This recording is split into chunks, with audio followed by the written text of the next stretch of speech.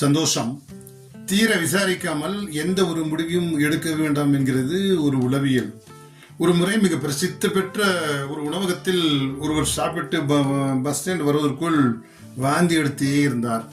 உடனே இது காட்டு தீயா பரவுகிறது. ஏன்னா அவருடைய சாப்பிட்ட சாப்பாட்டில் பல் இருப்பதாக காட்டு தீயா பரவுகிறது.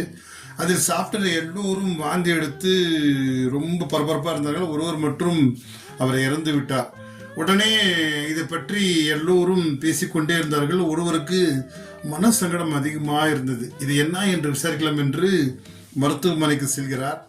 மருத்துவமனையில் அங்கே மருத்துவரை அணுகினார். அவருடைய உடல் உடற்கூறு ஆய்வுக்கு எடுத்து செல்லப்பட்டது. அப்பொழுது அவரிடம் கேட்கின்றார், நேற்று இரவு மிக பிரபலமான உணவகத்தில் அவர் சாப்பிட்டு இருந்து விட்டுதான் தகவல் கிடைத்தது.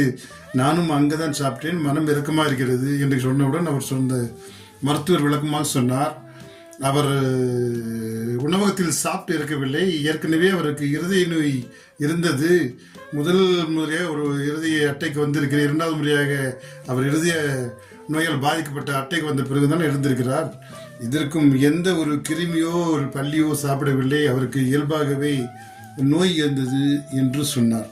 உடனே அவர் தெளிவை பெற்று அதிலிருந்து மீட்டெடுத்து வந்துவிட்டார். ஆம் நண்பர்களே, எந்த ஒரு செய்தியும் விசாரிக்காமல் காது வழி வந்த செய்தியை கேட்டால் உடல் இருக்கும், மன இருக்கும், குழப்பம்தான் மிஞ்சும். எதையும் தீர விசாரிக்காமல் எந்த ஒரு முடிவும் எடுக்கக்கூடாது என்கிறது ஒரு உளவியல் ஆய்வு. சந்தோஷம். வாழ்க வளமுடன்.